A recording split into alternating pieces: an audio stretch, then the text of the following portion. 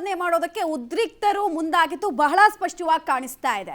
ಈ ಕಲ್ಲು ತೂರಾಟ ಮಾಡಿದಂತಹ ಸಮಾಜಘಾತುಕರ ಪತ್ತೆಗೆ ಈಗ ಪೊಲೀಸರು ಇಳಿದಿದ್ದಾರೆ. ಸೊ ಅದಕ್ಕೆ ಸಂಬಂಧಪಟ್ಟಂತೆ ಕೂಡ ನಮಗೊಂದಷ್ಟು ಡೀಟೇಲ್ಸ್ ಸಿಗ್ತಾ ಇದೆ. ಏಕಾಏಕಿ ಕೆಲ ಮೂಮೆಂಟ್ಗಳಲ್ಲಿ ಅಷ್ಟು ಜನ ಸೇರ್ತಾರೆ. ಬಂದವ್ರು ಎಲ್ಲರೂ ಕೂಡ ಕೈಯಲ್ಲಿ ತರಕಾರಿ ಹಿಡ್ಕೊಂಡು ಬಂದಂಗೆ ಕಲ್ಲು ಹಿಡ್ಕೊಂಡು ಬಂದು ಹೊಡಿತಾರೆ. ಯಾರನ್ನ ಟಾರ್ಗೆಟ್ ಮಾಡಿ? ಪೊಲೀಸರನ್ನ. ಉದಯಗಿರಿ ಠಾಣೆ ಸುತ್ತಮುತ್ತ ಇರುವಂತಹ ಸಿಸಿಟಿವಿಯ ಫುಟೇಜಸ್ಗಳನ್ನ ಗಮನಿಸ್ತಾ ಇದ್ದಾರೆ ಪೊಲೀಸರು. ಆಮೇಲೆ ಸಿಡಿಆರ್ ಅನ್ನ ಕೂಡ ವಶಕ್ಕೆ ಪಡೆದಿದ್ದಾರೆ.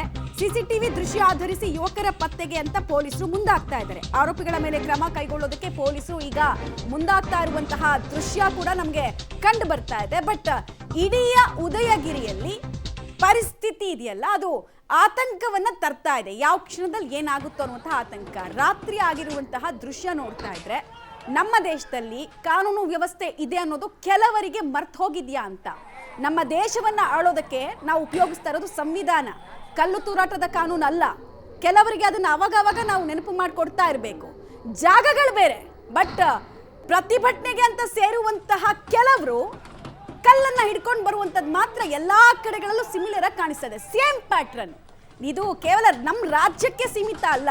ಕಾಶ್ಮೀರದಲ್ಲೂ ಇದೇ ಕತೆ, ಅಫ್ಘಾನಿಸ್ತಾನದಲ್ಲೂ ಇದೇ ಕತೆ, ಕೊನೆ ಪಕ್ಷ ಫ್ರಾನ್ಸ್ ಸ್ವಿಟ್ಜರ್ಲ್ಯಾಂಡ್ ಅಲ್ಲೂ ಇದೇ ಕತೆ. ಸ್ಟೋನ್ ಪೆಲ್ಟಿಂಗ್ ಇದನ್ನ ನೀವು ಅವಾಗ ಕೇಳ್ತಾ ಇರ್ತೀರಾ. ನಮ್ಮ ರಾಜ್ಯದ ಕೆಲವು ಕಡೆಗಳಲ್ಲಿ ಕೂಡ ನೀವು ನೋಡಿದ್ದೀರಿ. ಕೆಲವು ಪ್ರೊಸೆಷನ್ಗಳ ಮೇಲೆ ಕಲ್ಲು ಹೊಡೆಯೋದು, ಸ್ಟೇಷನ್ಗಳ ಮೇಲೆ ಮುತ್ತಿಗೆ ಹಾಕೋದು ಇದು ಫಸ್ಟ್ ಟೈಮ್ ಅಲ್ಲ. ಹುಬ್ಳಿ ಧಾರವಾಡ ಮತ್ತು ನಾವು ಆಗಲೇ ಮೆನ್ಷನ್ ಮಾಡ್ತಾ ಇದ್ದ ಹಾಗೆ ಡಿಜೆ ಹಳ್ಳಿ ಕೆಜೆ ಹಳ್ಳಿ ಪ್ರಕರಣ 5 ವರ್ಷಗಳ ಅವಧಿಯಲ್ಲಿ ಏನಾಗ್ತಾ ಇದೆ ನೀವು ನೋಡ್ತಾ ಇದ್ದೀರಾ. ಇನ್ನೊಂದು ಕಡೆಗೆ ಆ ಕಲ್ಲುಗಳನ್ನ ತುಂಬಿರುವಂತಹ ಚೀಲವನ್ನು ನೀವು ಗಮನಿಸ್ತಾ ಇದ್ದೀರಾ. 6 ಚೀಲ. ಯಾವ ಪ್ರಪೋರ್ಷನಲ್ ಇದೆ ಕಲ್ಲುಗಳು? ದಪ್ಪ ಸೈಜ್ ಕಲ್ಲುಗಳು. ಅಂದ್ರೆ ಒಂದ್ಸಲ ಹಾಕಿದ್ರೆ ಒಂದೇ ಬುರುಡೆ ಹೊಡಿಬೇಕು, ಯಾರಿಗಾದ್ರೂ ಅದರಿಂದ ಗಾಯ ಆಗ್ಬೇಕು, ಹಾನಿ ಇನ್ನೊಬ್ಬ ವ್ಯಕ್ತಿಗೆ ಆಗ್ಬೇಕು ಅನ್ನೋ ಮನಸ್ಥಿತಿ ಇದೆಯಲ್ಲ, ಇದು ಅಪಾಯಕಾರಿ ಮನಸ್ಥಿತಿ. ನೋಡಿ ಹೆಂಗೆ ತುಂಬಿಕೊಂಡು, ಅಂದ್ರೆ ಆ ರೋಡ್ನ ಸೈಡ್ ನಲ್ಲಿ ಬಿದ್ದಿರುವಂತಹ ಕಲ್ಲುಗಳನ್ನ ಹಾಕ್ತಾ ಇರೋದು. ಅಲ್ಲಿ ಇಷ್ಟು ಕಲ್ಲುಗಳನ್ನ ನೀವು ಏಕಾಏಕಿ 5 ನಿಮಿಷ 10 ನಿಮಿಷದಲ್ಲಿ ತರೋದಕ್ಕೆ ಆಗಲ್ಲ. ಗಲಾಟೆ ಆಗುತ್ತೆ ಒಂದಿನ.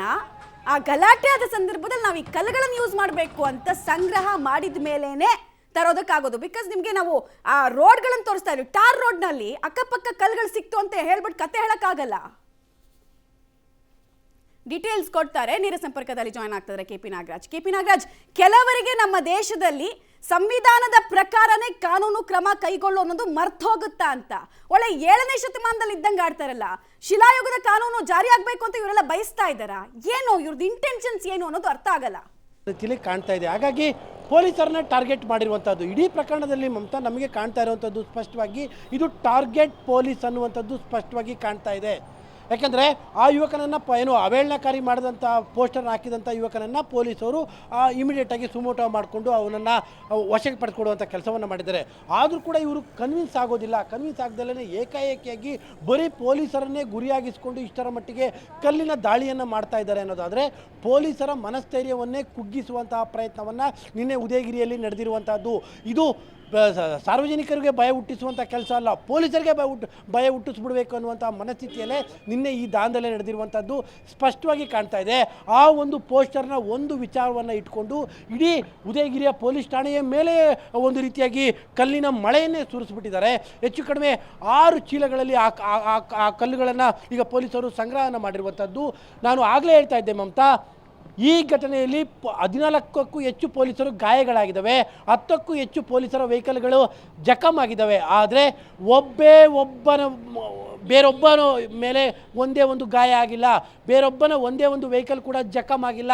ನಾನು ಆಗಬೇಕು ಅಂತ ಹೇಳ್ತಾ ಇಲ್ಲ, ಆದರೆ ಇದು ಆಗಿಲ್ಲ ಅನ್ನುವಂಥದ್ರ ಅರ್ಥವನ್ನು ಗಮನಿಸ್ತಾ ಇದ್ದರೆ ಇದು ಟಾರ್ಗೆಟ್ ಪೊಲೀಸಿಂಗ್. ಅಂದರೆ ಪೊಲೀಸರನ್ನ ಮನಸ್ಥಿತಿಯನ್ನೇ ಕುಗ್ಗಿಸ್ಬಿಡ್ಬೇಕು, ಪೊಲೀಸರ ಧೈರ್ಯವನ್ನೇ ಕುಗ್ಗಿಸುವಂಥ ಪ್ರಯತ್ನವನ್ನು ನಿನ್ನೆ ಮೈಸೂರಿನ ಉದಯಗಿರಿ ಪೊಲೀಸ್ ಠಾಣೆಯಲ್ಲಿ ಮಾಡಿರುವಂಥದ್ದು. ಪೊಲೀಸರು ಅವೇಳನಕಾರಿ ಪೋಸ್ಟರ್ ಹಾಕಿದ್ದವನನ್ನು ಇಮಿಡಿಯೇಟಾಗಿ ಕರ್ಕೊಂಡು ಬಂದಿದ್ದಾರೆ. ಇದೇ ಉದಯಗಿರಿ ಪೊಲೀಸ್ ಠಾಣೆ ಒಳಗಡೆ ಕೂರಿಸ್ಕೊಂಡಿದ್ದಾರೆ. ಒಂದಿಷ್ಟು ಪ್ರೊಸೀಜರನ್ನು ಮಾಡ್ತಾರೆ. ಏನು ಕರ್ಕೊಂಬಂದು ಕೂರಿಸಿದಂಗೆ ಅವ್ರಿಗೆ ಇಮಿಡಿಯೇಟಾಗಿ ಶಿಕ್ಷೆ ಕೊಡುವಂಥ ವ್ಯವಸ್ಥೆಗಳು ನಮ್ಮಲ್ಲಿಲ್ಲ.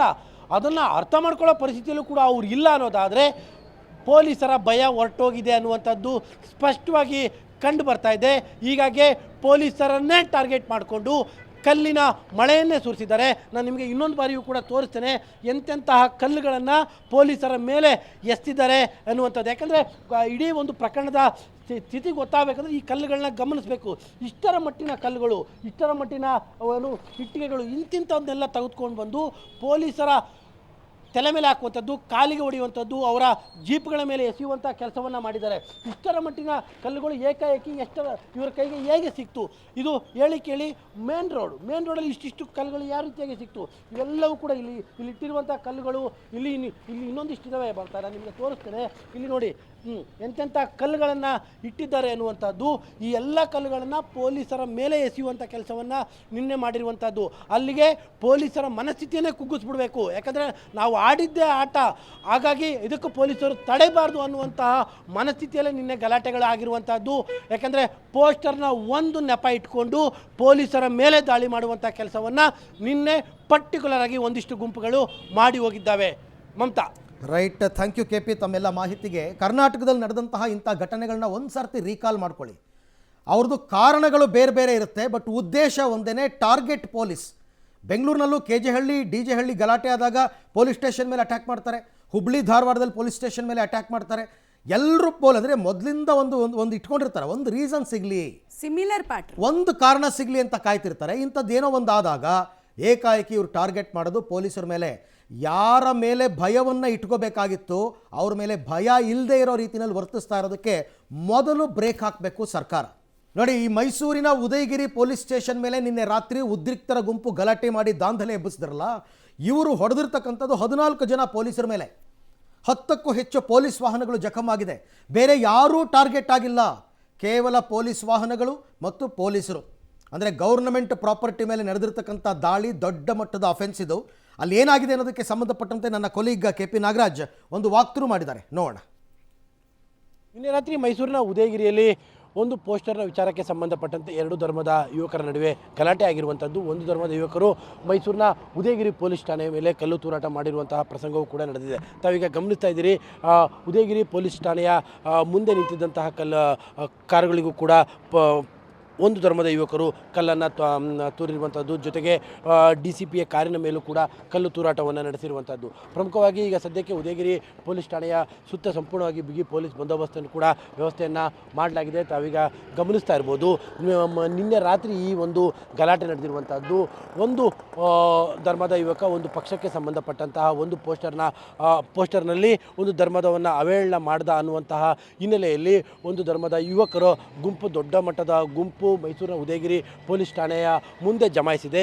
ಏಕಾಏಕಿಯಾಗಿ ಕಲ್ಲು ತೂರಾಟವನ್ನು ಕೂಡ ನಡೆಸಿರುವಂಥದ್ದು. ಪೊಲೀಸ್ ಠಾಣೆಯ ಮೇಲೆ ಜೊತೆಗೆ ಪೊಲೀಸರ ಮೇಲೆ ಕಲ್ಲು ತೂರಾಟವನ್ನು ಕೂಡ ನಡೆಸಿದ್ದಾರೆ. ಪರಿಣಾಮವಾಗಿ ಲಘು ಲಾಠಿ ಚಾರ್ಜನ್ನು ಕೂಡ ಮಾಡಿರುವಂಥದ್ದು. ತಾವೀಗ ಗಮನಿಸ್ತಾ ಇದ್ದೀರಿ ಎಷ್ಟರ ಮಟ್ಟಿಗೆ ಕಲ್ಲುಗಳನ್ನು ಒಂದು ಧರ್ಮದ ಯುವಕರು ಎಸೆದಿದ್ದಾರೆ ಅನ್ನುವಂಥದ್ದು. ಇವೆಲ್ಲವೂ ಕೂಡ ಪೊಲೀಸ್ ಠಾಣೆಯ ಒಳಭಾಗದಲ್ಲಿ ಬಿದ್ದಂತಹ ಕಲ್ಲುಗಳು. ಇಂತಹ ಕಲ್ಲುಗಳು, ಇಟ್ಟಿಗೆಗಳು ತಾವೀಗ ಗಮನಿಸ್ತಾ ಇರ್ಬೋದು. ಒಟ್ಟು ಎಲ್ಲ ಕಲ್ಲು ಇಟ್ಟಿಗೆಗಳನ್ನೆಲ್ಲದನ್ನು ಕೂಡ ಪೊಲೀಸ್ ಠಾಣೆಯ ಒಳಭಾಗಕ್ಕೆ ಪೊಲೀಸ್ ಠಾಣೆಯ ಮೇಲೆ ಇಷ್ಟೊಂದು ಕಲ್ಲುಗಳನ್ನು ಎಸೆಯುವಂಥ ಕೆಲಸವನ್ನು ಒಂದು ಧರ್ಮದ ಯುವಕರು ಮಾಡಿದ್ದಾರೆ. ಈ ಎಲ್ಲ ಕಲ್ಲುಗಳನ್ನು ಈಗ ಪೊಲೀಸರು ಒಂದು ಕಡೆಯಲ್ಲಿ ಸಂಗ್ರಹಿಸಿದ್ದಾರೆ. ಒಟ್ಟಾರೆ ನಿನ್ನೆ ಸದ್ಯಕ್ಕೆ ಒಂದು ರೀತಿಯಾದ ದೊಡ್ಡ ಮಟ್ಟದ ಗಲಾಟೆ ಆಗುವಂಥ ಸಂದರ್ಭವನ್ನು ಪೊಲೀಸರು ಸಮಯ ಪ್ರಜ್ಞೆಯಿಂದ ಅದನ್ನು ನಿಯಂತ್ರಣವನ್ನು ಮಾಡಿದ್ದಾರೆ.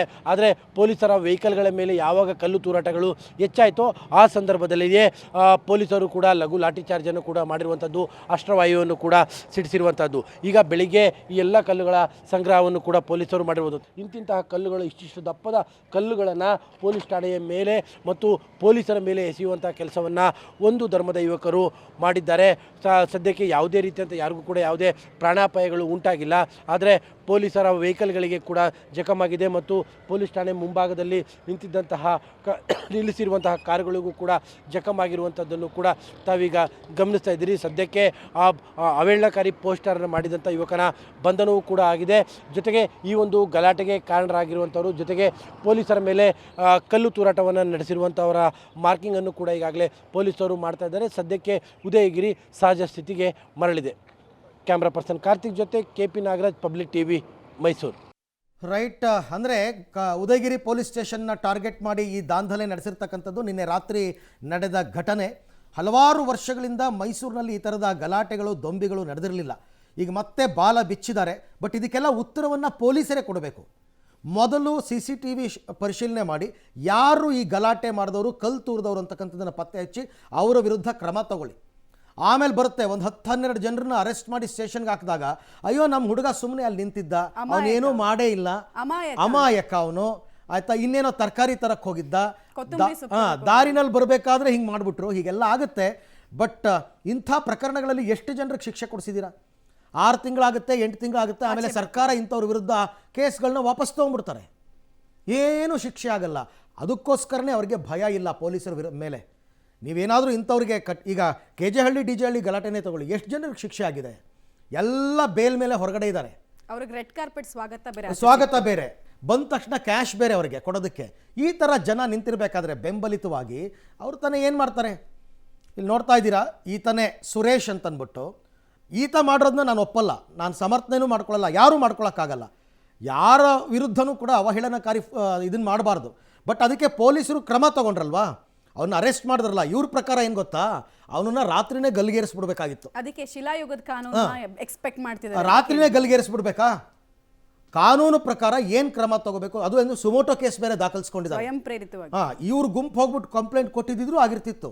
ಇವ್ರ ಹತ್ರ ಕಂಪ್ಲೇಂಟ್ ಎಲ್ಲ ಕೊಡೋ ಪದ್ಧತಿನೇ ಇಲ್ಲ, ಡೈರೆಕ್ಟಾಗಿ ಕಲ್ಲೇ.